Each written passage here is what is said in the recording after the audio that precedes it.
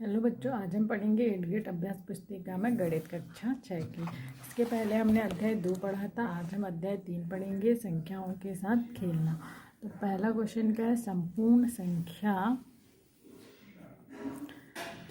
संख्या किसे कहते हैं? तो क्या किसे कहते हैं? वह संख्या जिसके सभी गुणनखंडों का योग उस संख्या का दुगना हो, एक संपूर्ण संख्या कहलाती है। ठीक है। दूसरा क्वेश्चन क्या है? भाज्य या अभाज्य संख्या को उदाहरण देकर समझाइए। तो भाज्य संख्याएं क्या होती हैं? भाज्य संख्याएं वे संख्याएं जिनके 2 से अधिक गुणनखंड होते हैं, भाज्य संख्याएं कहलाती हैं। जैसे 4, 4, 6, 8, 9, इनके क्या होते हैं? 1 से अधिक, 2 या 2 से अधिक गुणनखंड होते हैं। जैसे 4, उदाहरण क्या दिया? 4 का गुणनखंड देख लेते हैं। 4 के गुणनखंड, ये 4 के गुणनखंड क्या क्या है? 1, 2, क्योंकि 1 के पहाड़े में भी 4 आता है। किस किस के पहाड़े में 4 आएगा? तो 1 के पहाड़े में 4 आएगा, 2 के पहाड़े में 4 आएगा और 4 के पहाड़े में 4 आएगा। तो मतलब ये 4 के क्या हो गए? गुणनखंड हो गए। तो 4 क्या है? एक भाज्य संख्या है जिनके 2 या 2 से अधिक गुणनखंड, 2 से अधिक, जिनके 2 से अधिक गुणनखंड होते हैं, है ना। इसी प्रकार अभाज्य संख्या किसे कहते हैं? वे संख्याएं जिनके गुणनखंड 1 और स्वयं वह संख्या होती है, अभाज्य संख्या कहलाती है। जैसे उदाहरण में, जैसे 2 2 एक अभाज्य संख्या है, क्योंकि इसका गुणनखंड क्या बनेगा? 2 किसके पहाड़े में आएगा? सिर्फ 1 के और 2 के, मतलब इसके क्या है? 2 गुणनखंड। इसी प्रकार 3 किसके पहाड़े में आएगा? 1 और 3 के। इसके अलावा तीसरा कोई गुणनखंड नहीं बनेगा। तो जिसके केवल 1 और वह संख्या खुद हो, तो वह क्या कहलाती है? अभाज्य संख्याएं कहलाती हैं। ठीक।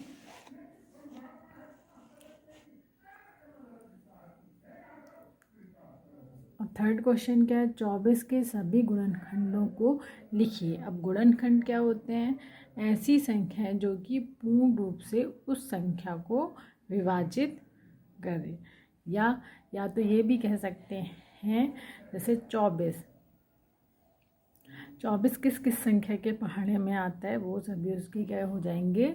गुणनखंड हो जाएंगे। जैसे 24 के गुणनखंड क्या हो जाएंगे? एक तो सभी संख्या का गुणनखंड होता है और वह संख्या खुद भी गुणनखंड होती है ना। तो 24 किस किस के पहाड़े में आएगा? 1 के पहाड़े में आएगा, 2 के पहाड़े में भी आता है, 3 के पहाड़े में भी आता है, 4 के पहाड़े भी आता है। इस प्रकार जिस के पहाड़े में 24 आएगा वो संख्या 24 के गुणनखंड कहलाएंगे। या तो फिर क्या कहेंगे? ऐसी संख्या जो कि पूर्ण रूप से उस संख्या को विभाजित करे, दी गई संख्या को विभाजित करे। जैसे 24 को कौन कौन सी संख्या पूर्ण रूप से विभाजित करेगी? वह उस संख्या का गुणनखंड कहलाएंगे। ठीक है। अब फोर्थ क्वेश्चन क्या कह रहा है? संख्या 7 के प्रथम 5 गुणज लिखना है। 7 के प्रथम 5 गुणज लिखना है। तो गुणज क्या होते हैं? मतलब गुणज क्या होते हैं? गुणा। जैसे 7 का पहाड़ा लिख लो। प्रथम 5 बोला है तो 7 का पहाड़ा 7 एकम 7, 7 दूनी 14, 7 21, 7 चौके 28, 7 पन्ना 35। तो ये 5 गुणज हो गए 7 के।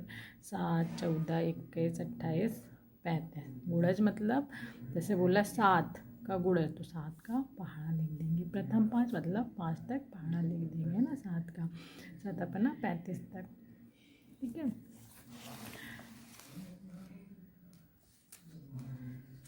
अब क्वेश्चन नंबर 5वां क्या है? बोल रहा है,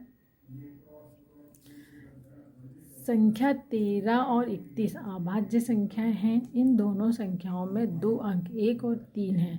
100 तक की संख्याओं में ऐसे अन्य सभी युग्म ज्ञात कीजिए। मतलब कैसे युग्म ज्ञात करना है? जिसमें ऐसे युग्म ज्ञात करना है। 1 3 3 1, मतलब 2 संख्याएं जिसमें दोनों संख्याएं जिसमें सेम संख्याएं हों। ठीक है। क्रम बस चेंज हो, बाकी संख्याएं सेम हों। तो 100 तक की अभाज्य संख्या लिख लेंगे हम। अभाज्य संख्या लिख लिए, 2 3 ऐसे 100 तक के लिख लिए। अब इसमें देखेंगे कि कौन सी संख्या है जिसमें सेम संख्या है लेकिन क्रम बस चेंज हो। तो देख लेते हैं, ये 17, ठीक है, और 71, ये ऐसी संख्याएं हैं, 17 और 71 हो जाएंगे, ठीक है, इनके क्रम बस चेंज है, 17 और 71।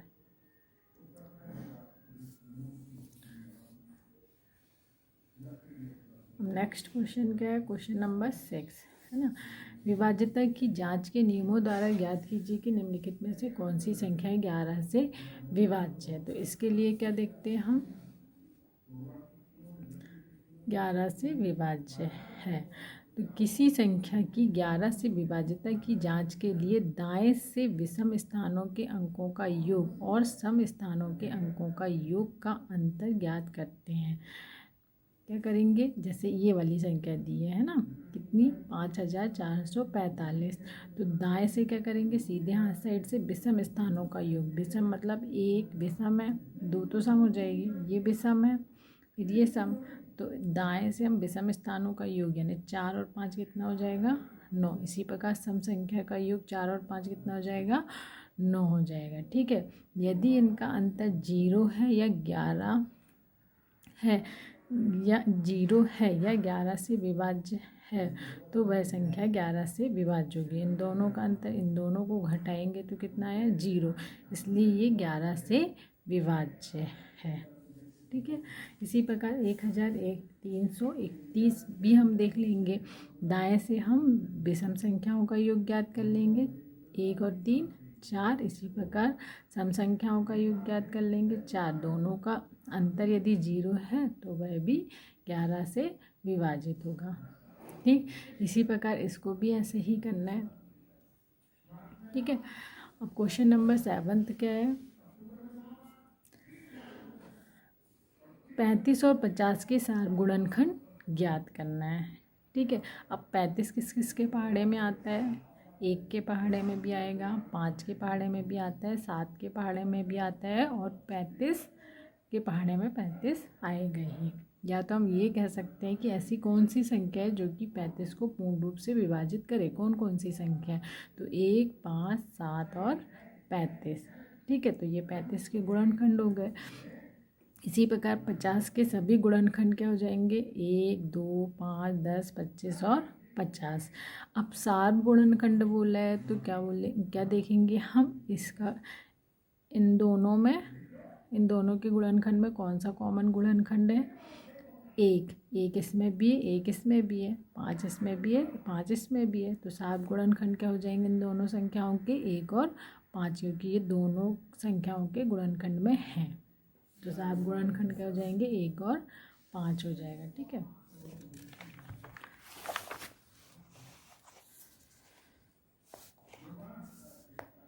अब हम देख लेते हैं क्वेश्चन नंबर 8वां। क्या दिया है, एक संख्या 5 और 12 दोनों से विभाज्य है, किस अन्य संख्या से यह संख्या सदैव विभाजित होगी।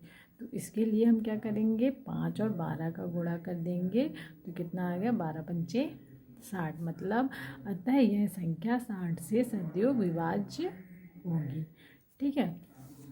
नेक्स्ट क्वेश्चन देख लेते हैं, क्या दिया है, 12 16 28 का महत्तम समवर्तक ज्ञात करना है, महत्तम समवर्तक ज्ञात करना है, ठीक है। तो हम इसका क्या करेंगे, पहले अभाज्य गुणनखंड निकालेंगे। तो ये जैसे लघुत्तम समवर्तक निकालते वैसे ही, तो हम इनका अलग अलग निकाल लेंगे, ठीक है। 12 का निकाल लेंगे, 16 का निकाल लेंगे, 28 का। अब 2 से जाएगा, कितने बार भाग जाएगा, 2 6 12, 2 तिया 6। इसी प्रकार 16 का भी निकाल लेंगे और 28 का भी निकाल लेंगे। अब देख 12 के कौन कौन से गुणनखंड बने, 2 गुणा 2 गुणा 3। इसी प्रकार 16 के इसी प्रकार 28 है ना, ठीक है। अतः 12 16 28 के 7 गुणनखंड क्या क्या है, 7 गुणनखंड मतलब तीनों में कौन कॉमन है, तीनों में, इसमें भी 2 आए हैं, इसमें भी 2 आए हैं, इसमें भी 2 आए हैं, इसमें भी 2 आए हैं, इसमें भी 2 आए हैं, इसमें भी 2 आए हैं, मतलब 2 बार आए हैं, 2 बार आए हैं। तो 7 गुणनखंड क्या हो जाएंगे, 2 और 2, अतः लघुत्तम समवर्तक 2 गुणा 2 बराबर कितना हो गया 4। ठीक है, इसी प्रकार लास्ट क्वेश्चन कह दिए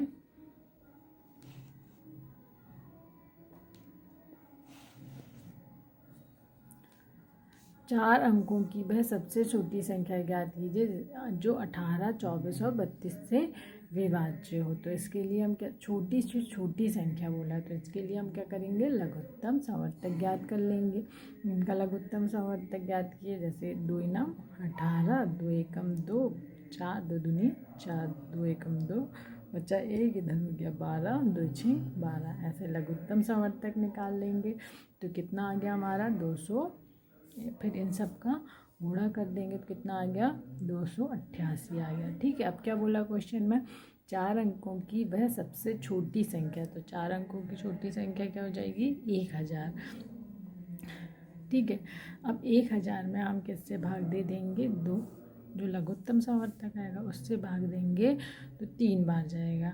ठीक है, अब शेष कितना बचेगा 136। अब सबसे छोटी 4 अंकों की सबसे छोटी संख्या में से इस शेष को घटा के जो लघुत्तम समवर्तक है उसको जोड़ेंगे तो हमारा आंसर आ जाएगा 1152। ठीक है बच्चों, यदि वीडियो पसंद आया हो तो लाइक एंड सब्सक्राइब करिएगा।